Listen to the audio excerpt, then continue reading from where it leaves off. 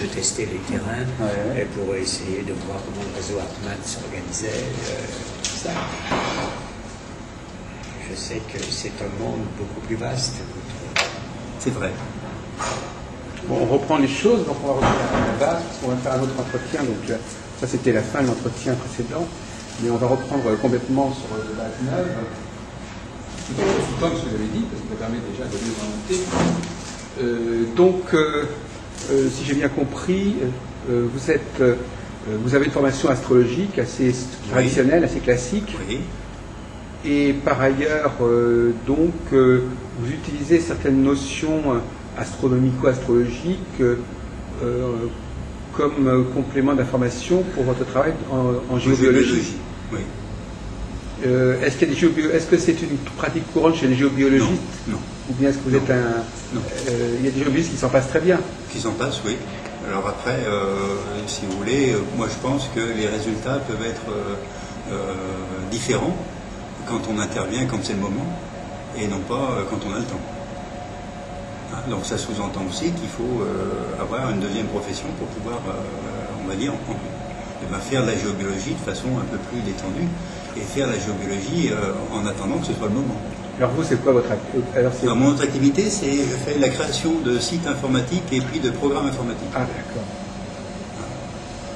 Et vous êtes associé sur votre site, on vous voit associé à quelqu'un, je crois? Non. Non, il n'y a pas un deuxième personnage qui... Ah non, je pense pas. Enfin bon. Pour certaines, peut-être je suis tombé sur un séminaire comme ça, peut-être que vous avez dit. D'accord. Alors, la géobiologie, classiquement, on a vu avec Madame Lacombe hier, réorientation du lit de l'enfant. Voilà, alors après, si vous voulez, il y a plusieurs phases de la géobiologie. Vous avez ce qu'on appelle le traitement du lieu et vous avez d'abord le traitement extérieur. Donc le traitement extérieur du lieu ou de la maison, c'est de voir si le lieu est perturbé ou pas. C'est ce qu'on appelle l'équilibre cosmotellurique. Et une fois qu'on a regardé si le lieu était perturbé ou non perturbé, à ce moment-là, il faut comprendre ce qui perturbe le lieu. Donc, ça peut être plusieurs choses. Ça peut être soit des réseaux Hartmann, soit des réseaux Curie, soit des failles, soit des passages d'eau qui interviennent sur le lieu et qui produisent, on va dire, un frottement, et que ce frottement émet quelque chose de négatif sur le lieu. Et donc, la première des choses à faire, c'est d'abord corriger l'extérieur. Donc une fois qu'on corrige l'extérieur, alors moi, dans ma pratique, je corrige en posant des pierres. C'est-à-dire que j'oriente des pierres et je pose des pierres, des endroits, justement, où il y a cette problématique. Une fois que j'ai corrigé l'extérieur, je vais m'occuper de l'intérieur. C'est là où je vais donner des conseils sur, on va dire, l'orientation des choses, aussi bien l'orientation du lit, que, on va dire, des conseils pratiques. Notamment, je vais mesurer s'il n'y a pas, au niveau de l'électricité, des perturbations, si donner, on va dire, des informations aussi bien sur le four à micro-ondes que sur les téléphones mobiles, que, vous voyez, des choses comme ça qui perturbent, on va dire, le lieu dans son intérieur. Puisque on part du principe, quand on fait de la géobiologie, que quand on est debout sur l'horizon, on est actif. Alors que quand on est couché sur l'horizon, on est passif. Et ce qui veut dire que quand on est actif, on peut lutter contre les énergies extérieures, alors que quand on est passif, eh bien on a plus de mal à lutter contre ces énergies-là. Donc c'est pour ça qu'on va privilégier les endroits de chambre, de repos, qui soient le plus neutre possible. Voilà. Donc après, une fois que j'ai fait ce diagnostic et j'interviens, j'interviens à ce moment-là, au moment où les aspects entre le Soleil et la Lune sont le plus favorables, pour que l'énergie circule bien. On pourrait dire que le rapport qu'il y a entre l'astrologie et la géobiologie, c'est un problème de conformité, par exemple, ou de mise en conformité avec certaines forces dont il faut respecter l'existence. Oui, si vous voulez, on peut dire ça. C'est-à-dire, pour que l'énergie se manifeste correctement, il faut que les choses soient orientées dans l'espace et dans le temps. Orientant de l'espace, eh bien, ça veut dire qu'on tient compte pour orienter un minéral de l'espace, c'est-à-dire ce qu'on appelle les 6 directions de l'espace, qui sont le haut, le bas, le nord, le sud, l'est et l'ouest. C'est-à-dire qu'on oriente les minéraux. Et après, il faut tenir compte aussi du temps. L'orientation dans l'espace n'est pas suffisante. il faut tenir compte de l'orientation dans le temps. C'est-à-dire que c'est important d'intervenir un jour particulier par rapport à un autre. Donc, la gestion du temps, vous avez dit, c'est surtout le rapport Soleil-Lune, c'est ça? C'est surtout, on tient surtout compte du rapport Soleil-Lune. Il faut, parce que au niveau astrologique, les énergies ne fonctionnent pas directement. C'est-à-dire qu'une planète, c'est un astre errant, c'est-à-dire c'est un astre qui n'émet rien. En réalité, elle ne réémet que l'énergie qui est transmise par le Soleil. C'est-à-dire qu'on pourrait considérer, si vous voulez, que c'est un petit peu un jeu de ping-pong. C'est-à-dire qu'il y a l'énergie qui est émise par le Soleil qui va diriger sur la planète. La planète, elle, la retransmet à la Terre en passant par la Lune. Oui. Hein? Donc c'est pour ça que c'est intéressant de bien connaître la position du rapport Soleil-Lune pour voir si l'énergie passe ou pas. Oui. Pour faire simple. Donc, l'astrologie, est-ce que vous pensez qu'on peut dire la même chose pour l'astrologie? On peut dire la même chose pour l'astrologie, oui. C'est-à-dire que alors, moi j'utilise l'astrologie pour définir, on va dire, mon jour et mon heure d'intervention. Hein? Après, ça c'est de l'astrologie, on va dire, pratique.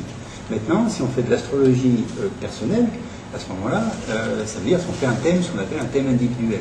Hein, parce que, en réalité, si vous voulez, sous le vocable astrologie, ça regroupe plusieurs astrologies.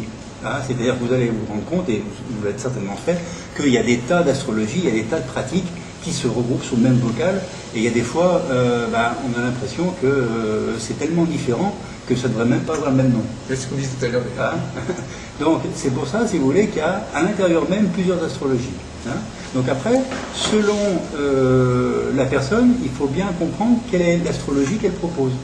Hein. Donc moi, l'astrologie que je propose, c'est une astrologie qui est basée sur la géométrie. Hein, parce que pour moi, si vous voulez, tout ce qui n'est pas admis et construit géométriquement, eh bien, peut être mis à l'écart. Vous avez repensé les bases de l'astrologie, en quelque sorte. Oui, ce serait un peu péremptoire de dire ça. Vous allez chercher chaque fois une géométrie dans toutes les notions astrologiques majeures, oui. Les aspects, bien évidemment. Voilà, alors c'est vrai vous voyez, il y a 12 aspects, il y a 12 signes. Moi, je vais prendre que cette planète, hein, c'est soit j'en prendrai 12 ou 7, mais j'en prendrai pas 10. Ah, d'accord. Hein, parce que ça serait un système incomplet. Parce que ce serait un système incomplet. Avec les 7, on peut avoir la symétrie. Avec la 7, il y a un rapport, si vous voulez, harmonieux entre 7 et 12. Hein, et c'est facile à comprendre, puisque regardez, on a 7 jours dans la semaine, on a 12 mois dans l'année. C'est pas pour rien que les anciens ont construit ce système-là. Vous voyez, hein. Et au niveau zodiacal et planétaire, quelle est votre géométrisation? Alors, au niveau planétaire et zodiacal, on retrouve sensiblement la même chose. Hein, et c'est-à-dire que, pour moi, si vous voulez. Il y a les triangles, c'est ça, les fameux triangles de... Ah ben ça, ce sont les aspects, ça. Oui, on trouve les triangles des éléments. Voilà, on trouve les triangles des éléments, de feu, de terre et d'eau. Alors donc c'est quoi la géométrie du zodiaque, cette fois? Eh bien, c'est, si vous voulez, comprendre aussi que, par exemple, vous avez les signes du zodiaque qui, on va dire, tournent dans un sens et que les maisons tournent dans l'autre. C'est-à-dire que dans la plupart des astrologues, ils vont vous dire qu'il y a un rapport étroit entre la maison 2 et le signe du taureau. Alors que moi, je dis, non, c'est faux. La maison 2, c'est pas le signe du taureau, c'est le signe du poisson. Ah oui. Parce que la maison 2, il n'y a rien de plus changeant et transformant, la maison 2 qui sont les finances, que... donc ça ne peut pas être la notion du taureau, qui est une espèce, si vous voulez, de... Mais attendez, est-ce que ça voulait dire que vous comptez les maisons à l'envers? Je ne compte pas les maisons à l'envers. Les maisons, si vous voulez, elles sont comptées comme 1, 2, 3 normales, mais dans leur quantifié, dans leur valeur. Eh bien, par exemple, moi, la maison 3, dans sa valeur profonde, elle a une valeur Verseau, et non pas une valeur Gémeaux. Donc c'est un autre ordre. C'est le même ordre, sauf que à la valeur, si vous voulez, intrinsèque de la maison, eh bien, je vais lui donner le sens du zodiaque rétrograde. C'est ça. Oui. Donc, si on avait un tableau, donc là, vous venez de donner l'exemple du Verseau et des Poissons. Oui. C'est en rapport avec les maisons. Les maisons, non, le Poisson, c'est la maison 2, le Verseau, c'est la maison 3. Ouais, donc c'est ça, il y a quand même une suite. Une suite avec le décalage. Alors, la maison 1, c'est quoi? C'est toujours le Bélier, elle ne change pas. Ah oui, c'est ça. On part du Bélier, après on passe Poisson 2, Verseau 3, Capricorne 4. Voilà. Et si vous regardez dans le symbolisme des signes, par exemple, prenez le signe du Capricorne. Le signe du Capricorne, ça vous fait ça, et puis ça fait ça. Et là, on sent bien qu'il y a un rapport avec la maison 4 qui est la racine. puisqu'on sent bien, si vous voulez, que ce sont les antériorités. Hein. Vous voyez? Donc, en regardant aussi de près, symboliquement, comment sont faits les signes, eh bien, on peut... Vous êtes vraiment un réformateur de l'astrologie à un certain niveau. Effectivement, moi j'apprécie effectivement ce genre de recherche. Et au niveau des planètes, vous connaissez les travaux de Jean-Pierre Nicolas? Oui. Qu'est-ce que vous avez comme mise en forme au niveau du système planétaire? Au niveau du système planétaire, moi je reste sur les 7 planètes traditionnelles. Ah oui, donc vous divisez les domiciles, vous appelez les domiciles. Domiciles, Voilà, les 2 domiciles, sauf pour le Soleil et la Lune. Sauf, voilà, ce qui eux n'ont qu'un seul domicile. Ça, vous n'avez pas changé. Ça, je n'ai pas changé. Hein. Donc si on fait le bilan de l'astrologie boîtienne, on a donc le système des domiciles articulé autour du Soleil et de la Lune en Cancer et en Lion, oui. Le système des aspects, et puis ce fameux système zodiacal qui est un petit peu différent, c'est-à-dire qu'on part du Bélier mais on part dans l'autre sens. Dans l'autre sens, hein, puisque regarde, le principe, si vous voulez, moi, ce que j'ai, si vous voulez, ce qui me paraît intéressant, c'est que quand vous dessinez un cercle, vous avez une possibilité d'aller dans un sens et dans l'autre. Hein. Donc, vous voyez, on respecte aussi cette possibilité-là. Pour que les choses, et l'astrologie, ce n'est que ça, hein, c'est-à-dire que, si vous voulez, c'est quelque part un système qui fonctionne par rouage.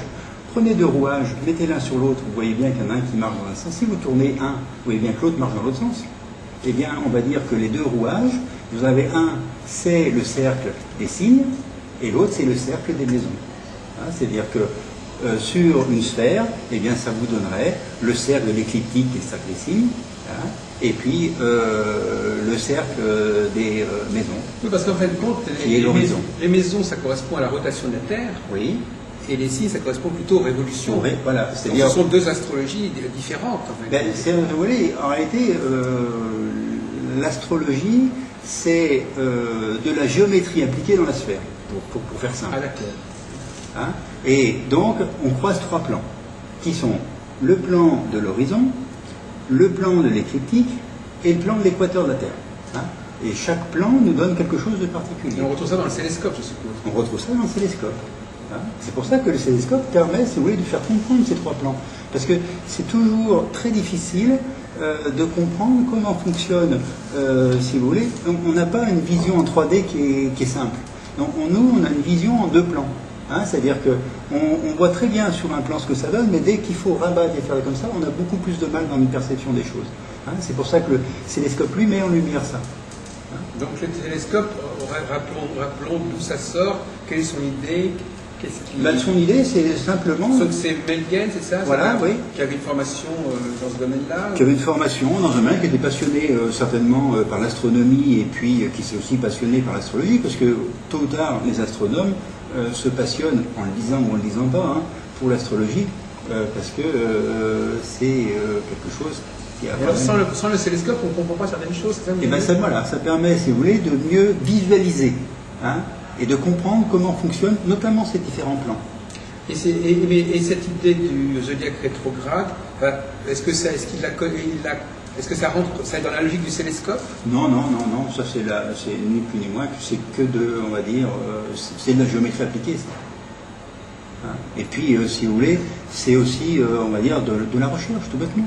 Et donc vous avez confirmé, puisque c'est ça finalement votre contribution la plus originale, vous avez confirmé que en mettant en rapport certaines maisons qui ne sont pas les mêmes, ça marche aussi bien. Ça marche même mieux, parce que ça permet de mieux comprendre, justement. Alors on va peut-être revenir, parce que ça me paraît intéressant, revenir sur... Donc votre démonstration, c'est, voilà, vous proposez tel signe, telle maison, et vous montrez que le rapprochement est aussi valable que celui qu'on proposait dans le système ancien. Tout à fait. Hein. Par exemple, pour moi, la maison 5, elle a une valeur Sagittaire, et non pas une valeur Lion.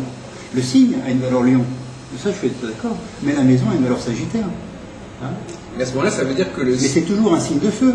Mais la maison 5, quelque part, c'est, on va dire, puisque ce sont des signes de feu, et ce n'est que la conséquence de l'action primordiale du bélier, la maison 5. Donc on voit bien que ça peut être une flèche, ça peut être un rond.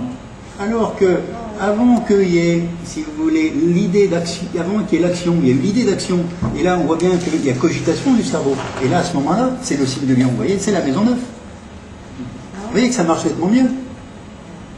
Hein, ça permet d'éclairer en prenant cet exemple, on va dire, relativement simple, que les maisons fonctionnent bien dans ce sens-là. Non, mais c'est révolutionnaire, c'est ça. Et en fin de compte, finalement, vous changez. Je ne change pas l'ordre, Non. je change l'affectation. Ça. Donc, par exemple, quelqu'un qui a par exemple Saturne en 5, la maison 5 sera en rapport avec le signe du Sagittaire. Sagittaire et non plus avec le signe du Lion. Oui. Mais ça veut dire aussi que le signe Sagittaire va se définir par rapport à la maison 5. Bien sûr. Donc moi, par exemple, qui suis Sagittaire, Oui. je n'ai plus à me raccorder à la maison 9, mais à la maison 5. À la maison 5. Donc vous changez quelque peu, parce que notre ami il est affilié des zodiaques justement, vous changez quelque peu l'organigramme du Sagittaire. Eh bien oui, c'est-à-dire que vous êtes... Parce que le Sagittaire il reste toujours dominé par Jupiter. Toujours dominé par Jupiter. Mais en revanche, il est toujours dominé par le feu, ça il est toujours dominé par le feu. Par contre, la maison avec laquelle il y a l'infinité n'est plus la fameuse maison 9, mais la maison 5. Donc là, c'est quand même un peu embêtant parce qu'effectivement, la maison 9, c'est pas du tout la même chose que la maison 5. Ah ben non. Et non. Ça.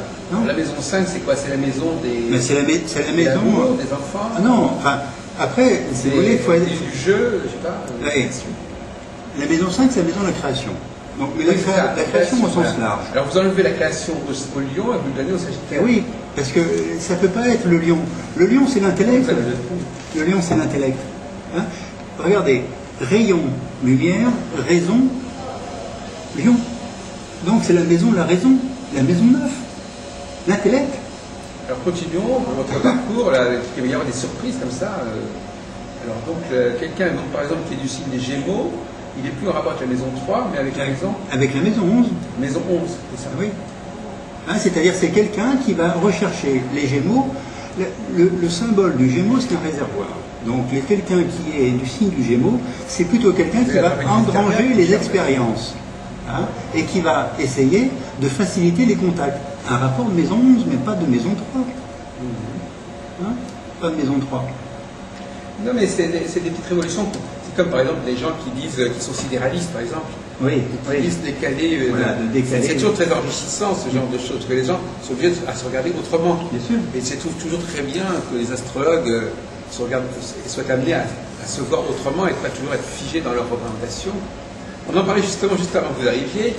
À Madame Tissot, on lui disait, mais les astrologues ont le droit de changer les bases de l'astrologie. Elle disait, l'astrologie est un outil, on n'y touche pas, on l'utilise au mieux. Je lui dis, écoutez, je suis désolé, on peut changer les bases de l'astrologie. Ça, c'est... Et les astrologues qui sont, pour eux, c'est réglé. L'astrologie, c'est réglé une fois pour toutes. On la prend comme elle est, et puis maintenant, on en fait ce qu'on peut. Mais moi, je leur dis, écoutez, non, on a le droit de reprendre les choses à la base, en amont, et de corriger.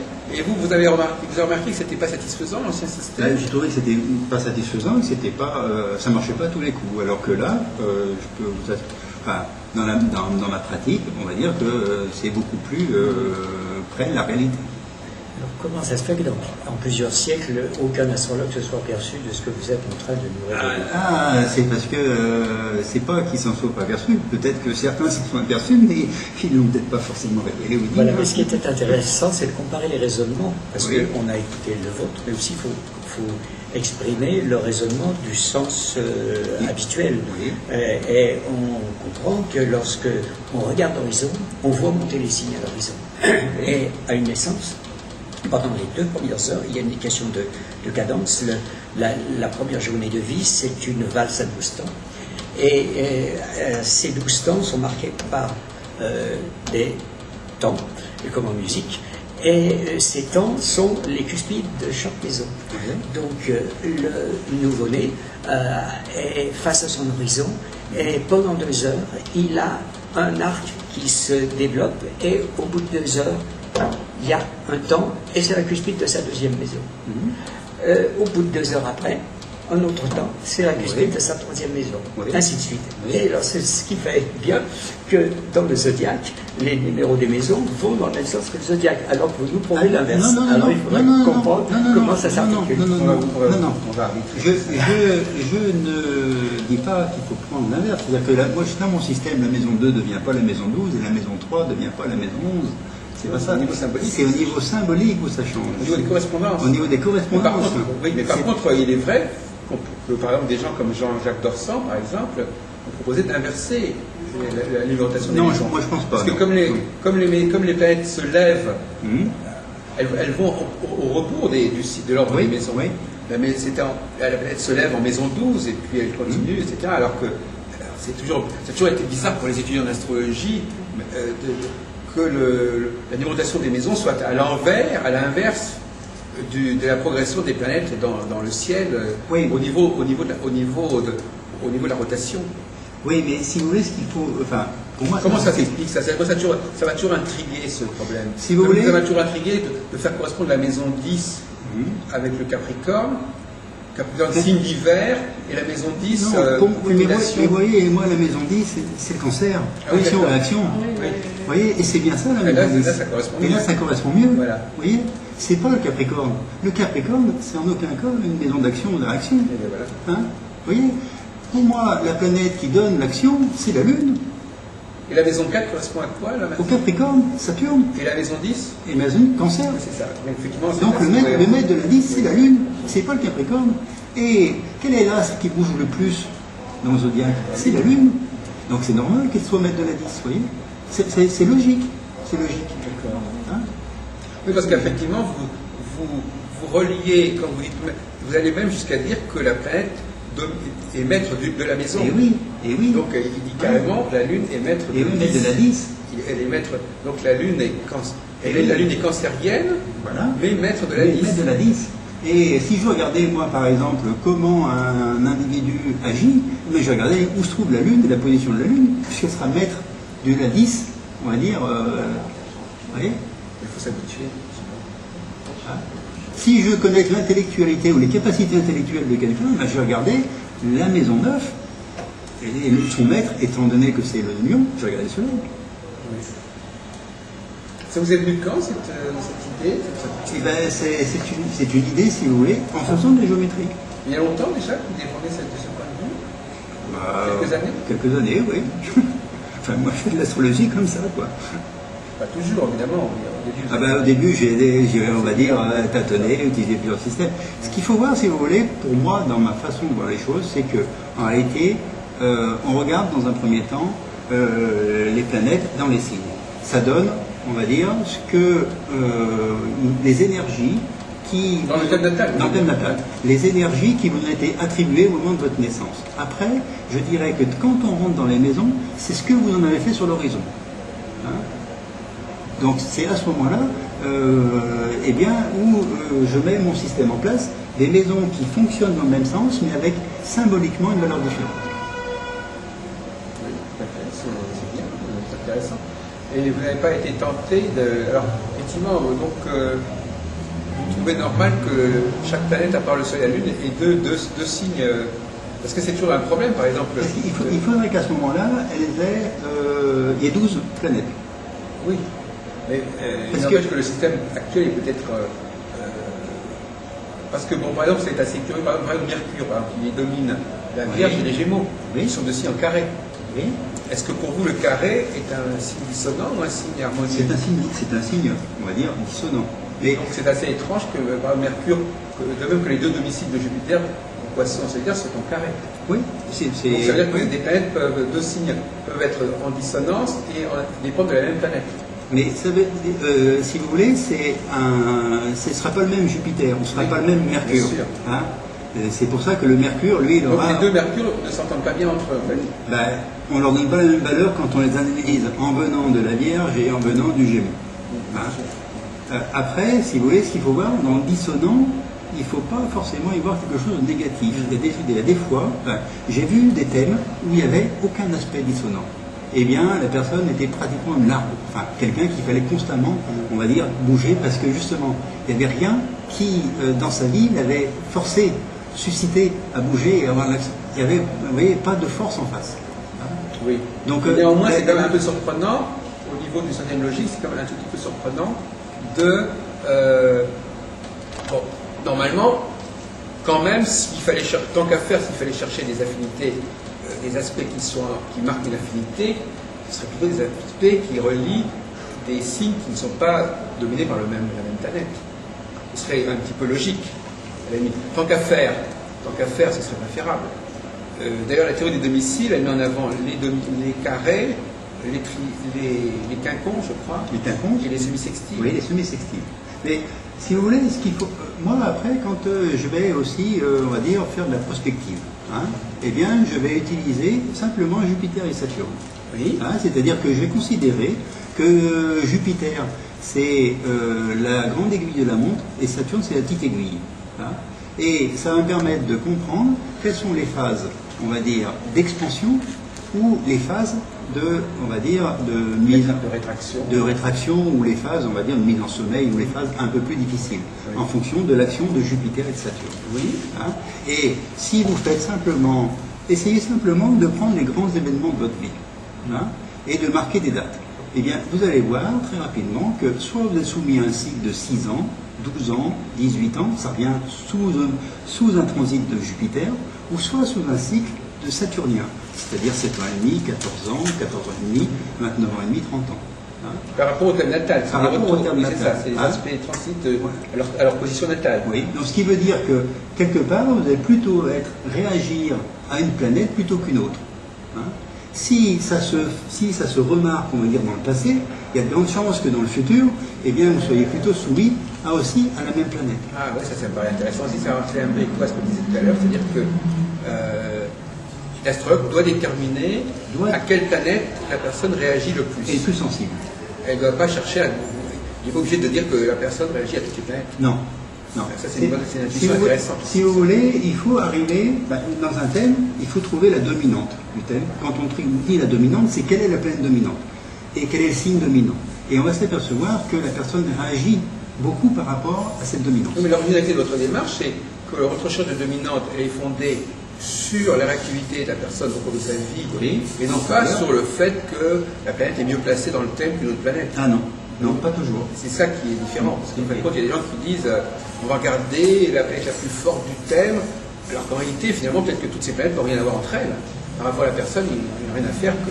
Si quelqu'un est jupitérien, il n'a rien à faire qu'Uranus ou Saturne soit placé à tel endroit. Il ne réagit qu'à partir de Jupiter ou qu'à partir de Saturne. Il y a combien de planètes comme ça auxquelles on pourrait réagir? Eh bien, très souvent, c'est Jupiter et Saturne. Donc il y a deux catégories de gens. Il y a les gens qui sont plutôt jupitériens, cycle Jupiter, et les gens qui sont plutôt cycle Saturne. Oui, il y en a trois, parce qu'il y en a qui correspondent il y a un mélange des deux. Donc ils sont ni l'un ni l'autre. Si, forcément. Il y a quand même ceux qui combinent les deux. Et il y a ceux qui combinent les deux. Hein, c'est-à-dire qu'ils vont plus facilement répondre Jupiter, Saturne, ça va un peu, on va dire, se Alors, mélanger. par exemple, le pronom Monsieur Massuire, Oui. on vous demanderait, est-il plutôt catégorie Jupiter, catégorie Saturne? Vous allez prendre des événements de sa vie, J'ai plutôt- et vous allez voir oui. si la périodicité est plus jupitérienne ou plus saturnienne. Plus saturnienne. Hein. Et quels sont les événements que vous allez utiliser, Monsieur Bois? Eh bien, ça va être, par exemple, je vais regarder les transits de Saturne, voir où se trouvent justement Jupiter et Saturne, puisque... Et à quelle occasion? Eh bien, je vais simplement, on va dire, faire tourner le cycle pour pouvoir voir quand est-ce que le transit a lieu, quand est-ce qu'il Et là, vous transite, allez voir ce qui s'est soit passé à ce en moment-là. opposition Oui. ou en Oui. conjonction ou au Très carré. bien, mais hein. vous allez le faire correspondre à quel? Eh bien- pour que cette personne soit effectivement bien jupitérienne, il faudrait qu'à ces moments-là, il se passe certaines choses marquantes dans sa vie. Oui, ben, Comme oui. quoi, par exemple? Eh bien, ça peut être soit un mariage, soit un C'est ça, retour quelque retour part, vers- soit c'est ça. on retrouve dans les choses tout à fait, on va dire, standards au niveau symbolique. Oui. C'est-à-dire les choses mémorables, Voilà. qui ont laissé des traces au niveau de l'état civil.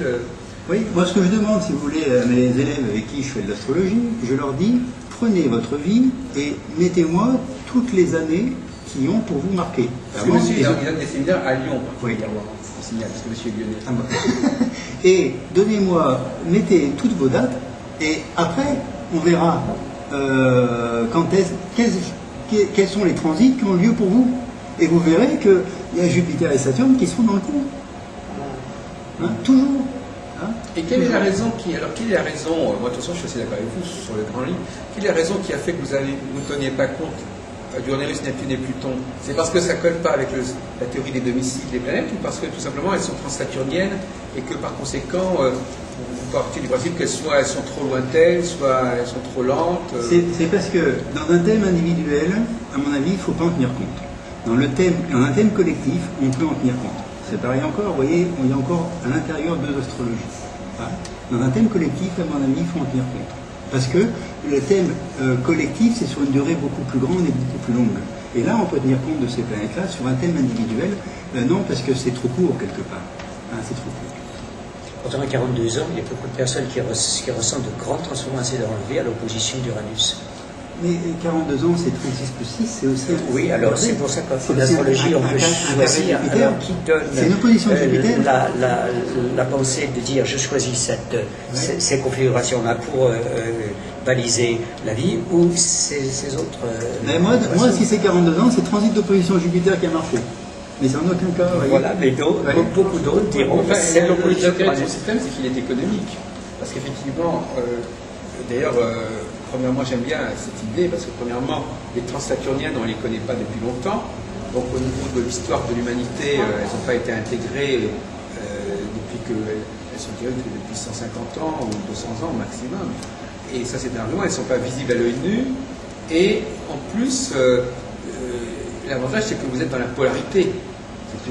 Cette idée de polarité est intéressante, alors que là, on est Uranus, et puis Neptune, et puis ceci, et puis cela, etc. Vous avez une exigence intellectuelle d'une certaine cohérence, d'une certaine simplicité, une recherche de dualité. Moi, je pars du principe, si vous voulez, que l'astrologie, avant d'être montée dans le ciel, elle a été faite sur un papier avec de la géométrie. Ben voilà, c'est ça la question. Et c'est après, où ce savoir, on l'a monté dans le ciel pour qu'il traverse les guerres, tout ce que vous voulez, et toutes les choses, on va dire. Expliquez justement, M. Bois, comment vous imaginez que l'astrologie est née? Est-ce qu'elle a été découverte? Est-ce qu'elle a été légiférée? Est-ce qu'elle a été décrétée? Est-ce qu'elle a été inventée? Est-ce qu'elle a été imaginée? Pour moi, ce sont des gens qui avaient fait de la géométrie et qui ont trouvé, par rapport au fonctionnement, c'est-à-dire à la division du cercle, un certain nombre de rapports, et que ces rapports, ils ont trouvé qu'il fallait les préserver. Et que les préserver, c'était les monter plus haut, pour qu'ils passent justement toutes les invasions possibles, tous les systèmes possibles et toutes les guerres possibles. Pour que quelques centaines, 200, 1000 ans après, il y ait d'autres gens qui puissent retrouver le système. Et sans qu'il soit dénaturé. Pour moi, l'astrologie, c'est ça.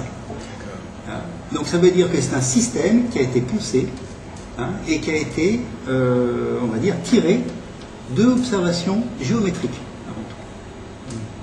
Et c'est pour ça que, en reprenant, on va dire, le système à l'envers, en disant faisons de la géométrie d'abord et après faisons de l'astrologie, et ce qui ne correspond pas à de la géométrie, eh bien écartons-le de l'astrologie, et bien à ce moment-là, on s'aperçoit que d'une part ça permet, on va dire, de nettoyer pas mal, ça filtre, et puis ça.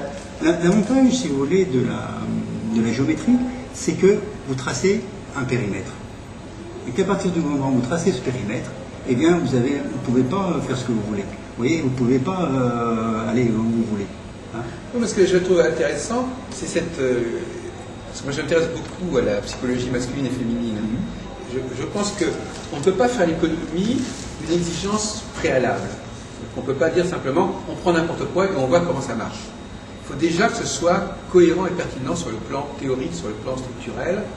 Et beaucoup de gens disent, bon, écoutez, ça ne tient peut-être pas debout, mais ça marche.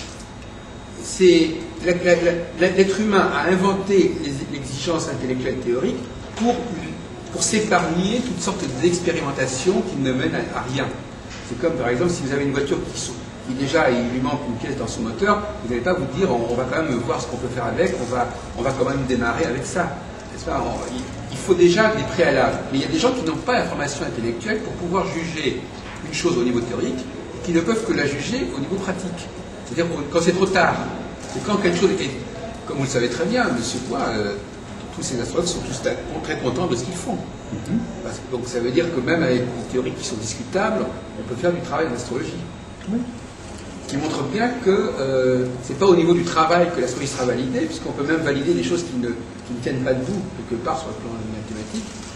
Il faut que ça marche, mais aussi déjà que ça marche, c'est bien, mais il faut aussi, condition supplémentaire, que ce soit cohérent sur le plan géométrique. Eh bien oui, c'est pour ça qu'à partir du moment où c'est cohérent sur le plan géométrique, eh bien là, vous êtes sûr et certain que ce soit cohérent sur le plan astrologique et ça va marcher. Oui, il n'y a pas de raison que ça ne marche pas, puisque ce qui n'est pas cohérent marche. qui fait un petit peu le plus, qui fait le moins. Et qu'est-ce que vous pensez donc, tout à l'heure, on disait que vous aviez contribué à redéfinir un petit peu les signes zodiaques, puisque vous leur apportez, vous modifiez un des facteurs de... C'est pas les signes zodiaques, c'est la valorisation des maisons. Oui, mais en valorisant les maisons, vous reliez les signes correspondant à... Vous reliez les planètes qui... Par exemple, le Sagittaire, tout à l'heure, on disait qu'il n'est plus lié à la maison 9, mais à la maison 5. Quelque part, vous modifiez le paysage psychique du Sagittaire. Ah ben oui, bien sûr. Voilà. Donc effectivement,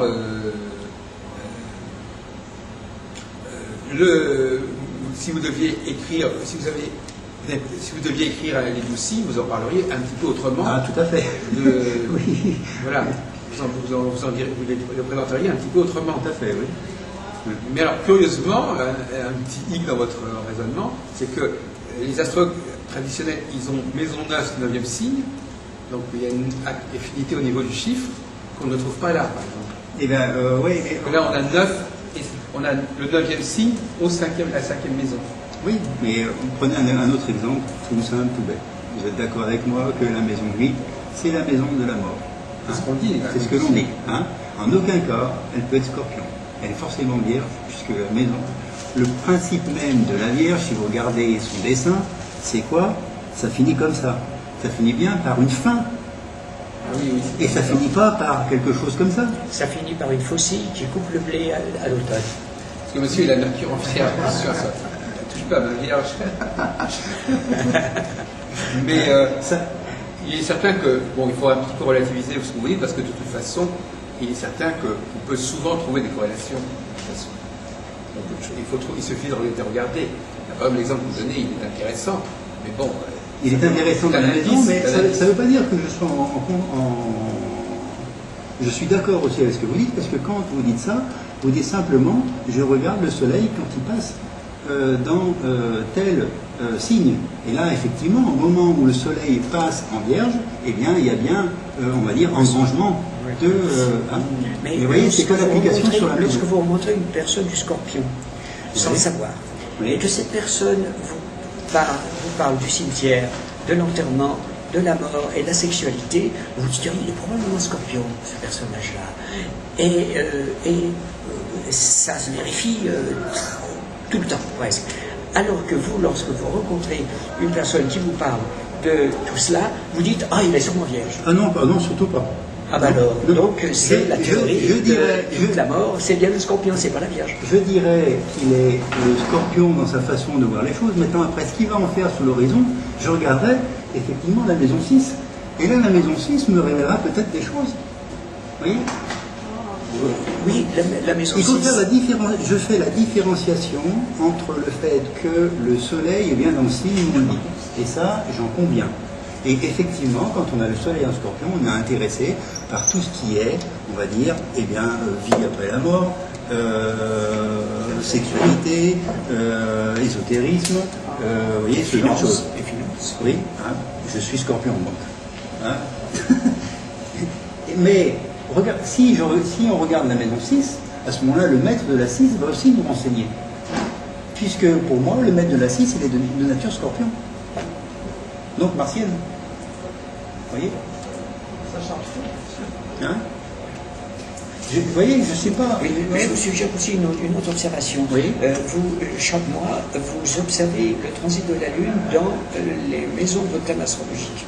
Les maisons, il y a deux façons. Dans vos deux thèmes astrologiques, celui avec les maisons dans le sens et celui avec les maisons dans le sens. Eh bien, quand vous portez votre voiture au Vidance-Grèce-Sage, eh bien, c'est très souvent que la Lune transite votre 12e maison. Et lorsque vous avez une difficulté avec moulin à café ou vos broyeurs pour la soupe, eh bien, c'est une question de la maison 6. Et ça correspond bien à la maison 6, les petits services, les petits animaux, et la maison 12, les gros animaux. Parce que bien sûr, on va plus faire ferrer son cheval. Maintenant, on va porter sa voiture au Vidance-Grèce-Sage. Donc, la 12e maison, c'est bien cet endroit que vous avez dans votre thème, mais dans celui de ce sens-là. Eh bien, pour moi, peut-être que là je suis d'accord, mais moi la 12e maison, je vais la rattacher au taureau. Vous voyez, je vais garder la 12e maison comme elle est, mais je vais simplement la rattacher au taureau, je ne vais pas la rattacher au poisson. C'est ça la différence. Hein? Je reste bien sur la 12e maison, je reste bien effectivement dans la valeur de la maison. Sauf que derrière, je ne la rattache pas au même signe que vous. Hein, c'est ça la gymnastique, si vous voulez, qui est plus difficile à avoir. Pour, vous voyez, je garde bien les maisons comme elles sont. Sauf que derrière, je ne la rattache pas. La maison 12, je ne vais pas la rattacher au poisson, je vais la rattacher au signe de taureau. La maison 12, c'est une maison contrainte. Hein, et les contraintes, notamment la maison 12, c'est les contraintes morales. Les contraintes morales, c'est bien une notion de taureau, c'est-à-dire quelque chose qui revient de façon lente, constante et régulière. Hein, sans aucun cas poisson. Mais justement, pour moi, la maison 12, c'est la maison des aboutissements, puisque c'est la dernière du... Et les aboutissements font qu'on va être à la mairie, à la prison si on a fait ce qu'il faut, à la mairie si on a fait une bonne politique, ou à l'hôpital si on a mal géré sa santé.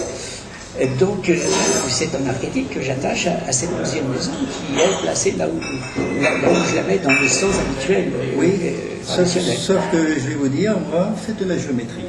Et vous allez vous apercevoir que si vous faites de la géométrie, la dernière maison, c'est pas la maison 12. C'est soit la maison 6 ou soit la maison 8.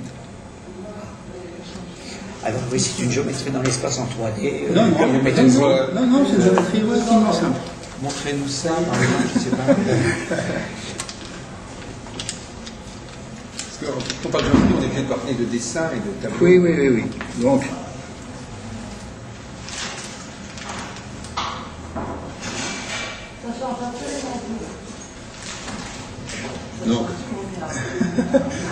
vous voyez que ça, c'est un dodécagone. Enfin, donc pour moi, c'est un dodécagone. Il y a 12. C'est une figure à 12. C'est une figure à 12 faces. Hein. Alors, après, pour parcourir un dodécagone, vous avez plusieurs possibilités. Soit vous parcourez dans un sens direct ou dans un sens rétrograde. Hein, c'est à vous de choisir. Donc, ce sens-là, on considère comme direct, ce sens-là, on considère comme rétrograde. Traditionnellement, parce que, pourquoi? Parce que quand vous utilisez simplement votre compas, vous avez deux possibilités d'aller dans un sens et d'aller dans l'autre. Hein, pour cette raison-là. Hein. Après, pour pouvoir, on va dire, couper et passer, faire des rapports. L'astrologie, ce ne sont que des rapports. Hein. Donc, on a une possibilité de dire, soit je vais faire des rapports comme ça sur la circonférence, ça c'est ce que l'on fait traditionnellement dans les maisons, hein, c'est-à-dire qu'on parcourt le zodiaque de façon, on va dire, circulaire, soit on fait des rapports où on va prendre chaque signe de maison, chaque signe en sautant un nombre de maisons toujours le même. Hein, ça va s'appeler un étoilage. Et si vous faites un étoilage, eh bien, vous allez sauter un nombre de maisons. C'est-à-dire 6 façons de faire un étoilage. Non, dans un dodécagone, on a que 2 façons de faire un étoilage. Oui, il faut faire de la géométrie avant de faire l'astrologie. Hein. Et si vous faites ça, eh bien, à chaque fois, vous voyez, je fais 1, 2, 3, 4, 5, 6, 1, 2, 3, 4, 5, 6, et à chaque fois, 1, 2, 3, 4, 5, 6, 1, 2, 3, 4, 5, 6, 1, 2, 3, 4, 5, 6, 1, 2, 3, 4, 5, 6, 1, 2, 3, 4, 5, 6, 1, 2, 3, 4, 5, 6. Ah, mais c'est une étoile à 12 branches. 1, 2, 3, 4, 5, 6. 1, 2, 3, 4, 5, 6. 1, 2, 3, 4, 5, 6. Et vous voyez bien que ma 12e branche, ici, qui retourne à la première, c'est bien la maison 8. Hein? Donc, c'est pas étonnant que cette maison-là soit une maison de la mort, puisque c'est bien la dernière. Ah oui, aussi, oui. Hein? Vous voyez? Oui. C'est de la géométrie. Oui. C'est déroutant, mais bon. Comment? Ça Eh ben, déroute, bien sûr. parce que c'est de la géométrie, et qu'avant de faire de l'astrologie, il faut faire de la géométrie si on veut comprendre. Et les cathédrales et les églises avec des... Vous parlez tout à l'heure de nombres sacrés, c'est ça? Oui. Ça renvoie à la géobiologie, là, un petit peu. Non, c'est de la géométrie sacrée, c'est-à-dire que, si vous voulez, c'est toutes les possibilités que l'on a de découper un cercle. C'est-à-dire qu'on n'a pas un nombre infini de façons de découper un cercle. On en a un nombre fini.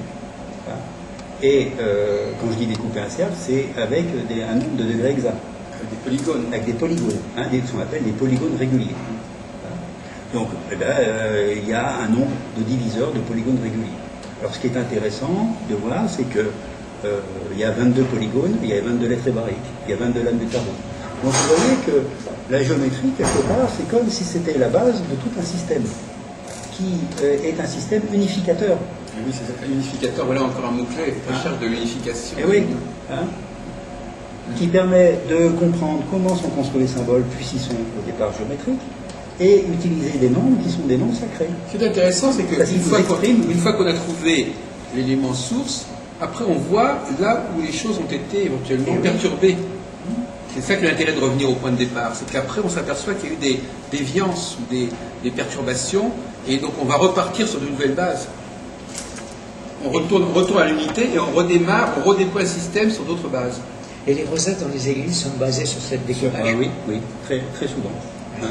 Vous verrez très souvent que, alors, les 12 mois de l'année sont forcément là-dessus, et vous avez en synchronicité des 12 mois de l'année les 7 jours de la semaine. Parce que, on va dire que mécaniquement, l'un dans l'autre fait que les énergies reviennent de façon constante et régulière. Hein, parce qu'il y a un mécanisme qui se fait. Hein.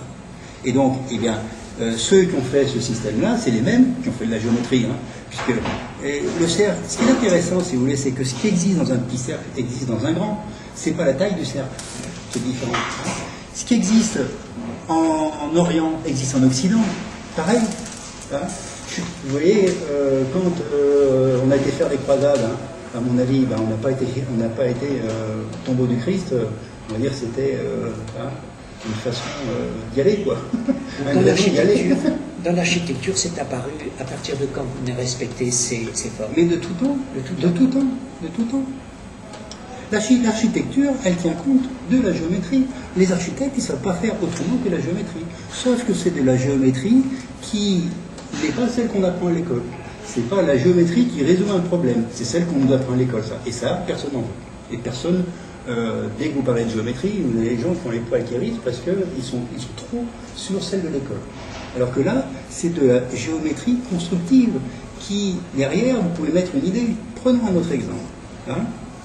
La géométrie, vous avez un cercle. Le cercle, si vous le divisez en 4 parties, je dis bien 4 parties égales. Hein, là, je vous le fais gentiment. Hein, vous avez quoi?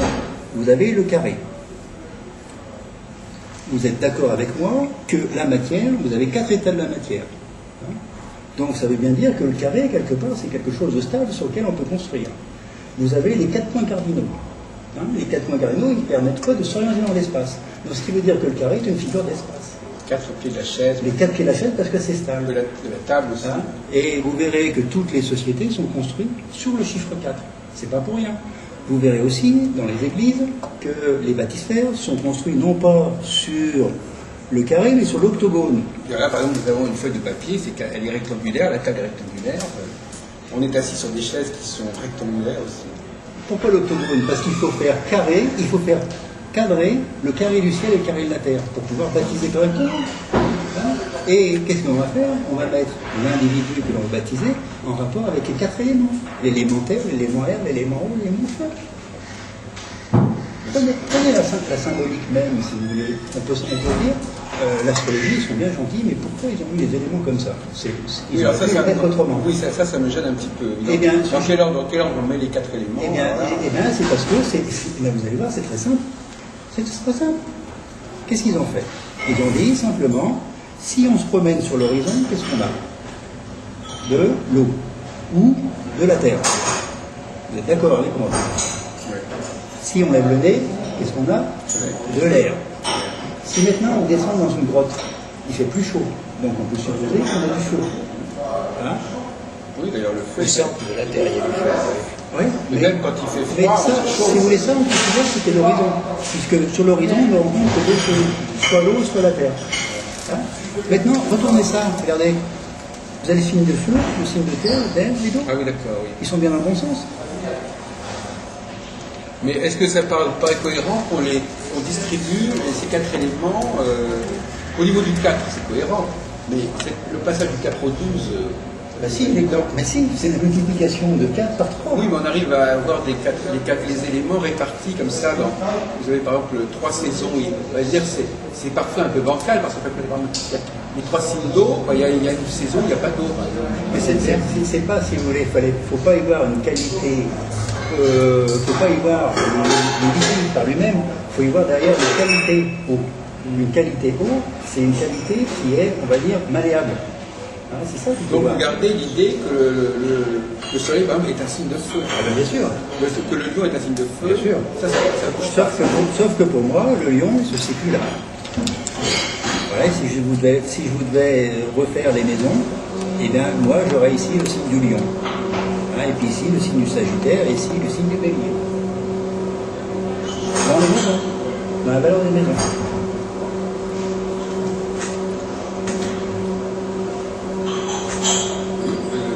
Je pense qu'il faudrait que je réfléchisse davantage à d'autres problèmes. Effectivement, ce qui me gêne un petit peu dans votre système, c'est parce que finalement, bon, le point de départ me paraît tout à fait intéressant. Bon, maintenant, le fait d'accorder de l'importance, par exemple, au retour, c'est quelque part vous attachez de l'importance au thème natal, puisque vous attachez de l'importance au retour de la bête, une bête sur sa position natale. Pas forcément, elle peut prendre une position. Oui, donc on peut dire par rapport au thème natal. Oui. Ouais, pour moi, si vous voulez, le thème natal, ben, c'est la photographie. Oui. Et puis après, ben, on est réactif par rapport à cette photographie au départ. Mais alors, en revanche, vous ne vous intéressez pas tellement aux configurations entre planètes. Si, aussi. Ah bon? Ah bah oui. Non, mais par exemple, entre planètes dans le ciel. Entre Pas planètes dans le ciel. entre une bête dans le ciel et une bête natale, mais entre deux planètes. Vous n'étudiez pas les conjonctions sur les Jupiter, Saturne dans le... Je vais les regarder sur le thème individuel. Oui, c'est ça, mais pas dans le ciel. Donc, au niveau de l'astrologie mondiale, vous n'êtes pas du tout, ça vous intéresse pas du tout. Non, Donc, vous n'étudiez pas les configurations. Parce que, avant de passer à l'échelle de l'individu, il y a quand même l'échelle de l'humanité. Et l'échelle de l'humanité, elle ne passe pas par le thème natal de chaque individu en particulier. Mais je fais une différence, si vous voulez, entre l'analyse d'un thème individuel et l'analyse d'un thème collectif. Oui, justement, Là, vous c'est ça êtes qui dans l'analyse d'un thème collectif. Voilà, c'est ça qui m'intéresserait, c'est que vous me parliez comment vous abordez le problème du collectif en astrologie.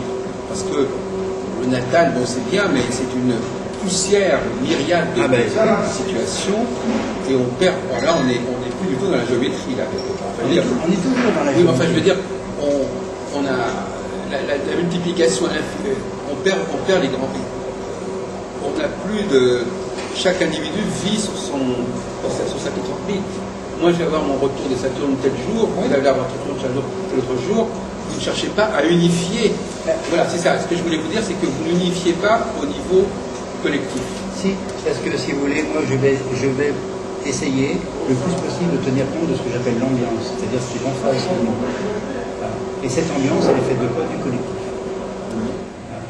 Parce que cette maison saine, hein, c'est-à-dire que si vous voulez comprendre une maison comment elle fonctionne, allez voir en face. Si vous voulez comprendre... Oui, d'accord. Oui, mais regardez, si vous voulez comprendre comment fonctionne la maison, je ne sais pas, 11, eh bien arrêtez, c'est pas la maison 11 qu'il faut aller voir. C'est la maison qui est en face, la maison 5. Oui. Et là, vous comparez comment fonctionne la maison 11. La maison en face. C'est la maison qui est en face. Il faut toujours aller voir en face. La maison 5 va vous parler, alors qu'est-ce qu'elle va vous dire? Elle va vous parler, et ça répond pas à ma question, sur le fait que l'astrologie est aussi, et même d'abord, censée nous parler d'événements qui existent pour un grand nombre de personnes, pas uniquement à une échelle complètement individuelle. Mais c'est parce que cet être individuel, si vous voulez, il est baigné par du collectif qui, lui, va se résumer dans son ambiance. Non, mais ce que vous appelez le collectif, c'est le cosmos, quelque part. C'est Non, pas non. vraiment le collectif. Non, c'est son collectif proche, c'est-à-dire son ambiance. Alors, oui, d'accord, son collectif proche. Mais le collectif global, c'est pas le collectif proche. Donc, vraiment, il y a une espèce de point aveugle dans votre façon de travailler qui fait que, quelque part, vous ne vous êtes pas intéressé à ce qu'on peut appeler les grands cycles par lesquels une société peut passer, par exemple. Vous abordez le problème du collectif personnel, bon d'accord, mais finalement, alors moi par exemple, moi qui suis également un chercheur, moi justement c'est exactement cet aspect-là qui pour moi polarise mon attention. Alors ça tombe mal, parce que moi justement, je m'intéresse non pas au thème natal, je ne m'intéresse pas du tout au retour des planètes sur le thème natal, je m'intéresse... Est-ce que vous me dites, par exemple, tout à l'heure, vous me parliez, ça m'a beaucoup intéressé, vous me parliez, par exemple, du fait de chercher si quelqu'un est plutôt jupitérien ou plutôt saturnien. Et vous avez dit, en fin de compte, c'est pas tellement le thème natal qui va me le dire. Non. Bien que c'est quand même le retour de Jupiter et de Saturne, Oui. la chronologie va quand même être établie par le thème natal. Regardez simplement le dernier crash boursier qu'il y a eu. Oui. Eh bien, si vous prenez celui d'avant, eh bien, ce qui est assez étonnant, c'est que Jupiter et Saturne étaient au même endroit. Oui, alors là, on ne parle plus du thème natal. Hein. Non, et vous voyez bien que, Oui, donc vous êtes intéressé aussi à ça. et oui, vous voyez bien que Jupiter et Saturne jouent bien leur rôle. Oui, c'est ça. Mais à ce moment-là, vous rajoutez quelque chose, Ouais. c'est que vous avez quand même une volonté d'également expliquer des choses au niveau Ce qui veut politique. bien dire que quand Saturne sortira de sa position vierge, puisque Saturne en vierge, c'est pas sa meilleure position, Il va sortir bientôt. ils vont en sortir bientôt, eh bien, au niveau social, ça ira certainement beaucoup mieux, et au niveau, on va dire, financier, ça ira beaucoup mieux, parce que là, Saturne va retrouver une position qui est plus favorable avec tout et une position balance. Et parce que la balance, parce que Saturne Parce est que exact- Saturne est exalté en balance. Ah oui, parce que tout à l'heure, vous nous parliez des domiciles des planètes, mais pas des exaltations. Bah, j'utilise Mais les exaltations des planètes, elles ne sont pas aussi satisfaisantes que les domiciles. Peut-être. Sur le plan géométrique. Il y a des signes qui n'ont pas vu à moins que vous ayez globalisé le système d'exaltation et attribué des exaltations à des planètes. Non, chaque planète a son exaltation. Ah bon? Ouais. Donc, par exemple, les Gémeaux, quelle est la planète qui est exaltée en Gémeaux? Eh ben, non, il n'y a pas de planète exaltée en Gémeaux. Là, donc, Oui. c'est bien ce que je vous dis. Donc, Oui. donc, il y a des signes qui n'ont pas de planète embêtant dans votre cohérence.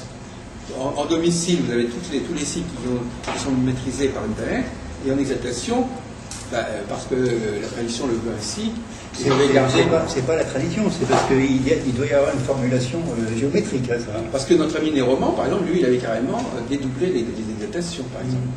Il a dit, pour qui est parce que vous n'avez pas été jusque-là. Non.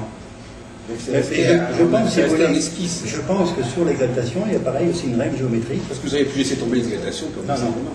Et je pense qu'il y a une règle géométrique qui fait que. Et que vous n'avez pas encore trouvé. Je n'ai pas encore trouvé. Ah d'accord. Ne désespérez pas de la trouver. Mais il y a forcément une règle géométrique qui. Donc là, quand vous dites que Saturne sera mis en balance, c'est parce que c'est parce que c'est l'exaltation. Donc ça, c'est un truc ça nous sort. Enfin, vous nous sortez ça tout d'un coup, là, mais effectivement, on ne s'y attendait plus parce qu'on pensait que vous ne vous intéressez pas aux exaltations. Donc c'est pour ça que, si vous voulez, pour moi, la fin de l'année sera plus favorable au niveau mondial à la reprise d'activité plutôt que ça. Oui, mais ça,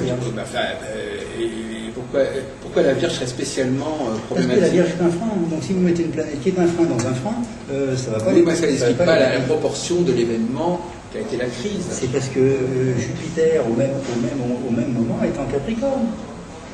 Et si l'expansion est bloquée et que vous avez le pied sur le frein, ça ne peut pas bien marcher, quoi. Les choses se Vous bloquent. considérez que ces configurations sont si rares que ça? Eh bien, regardez la dernière fois qu'elle a eu lieu, c'était le crash boursier. Il n'y en a pas eu entre Et avant. non. Ah oui, d'accord. Donc c'est quand même étonnant, quoi. Donc je reviens à ce que je disais, donc vous n'étudiez pas, vous étudiez effectivement dans ce cas précis, donc ça vient compenser, effectivement vous étudiez le passage de la planète Voilà, de façon générale. Sans tenir compte du thème. c'est ça. Hein. Et le temps qu'elle restera dans le signe. Dans le signe, hein, c'est-à-dire que le fait que là Jupiter soit en Verseau, eh bien, fait que l'expansion va reprendre.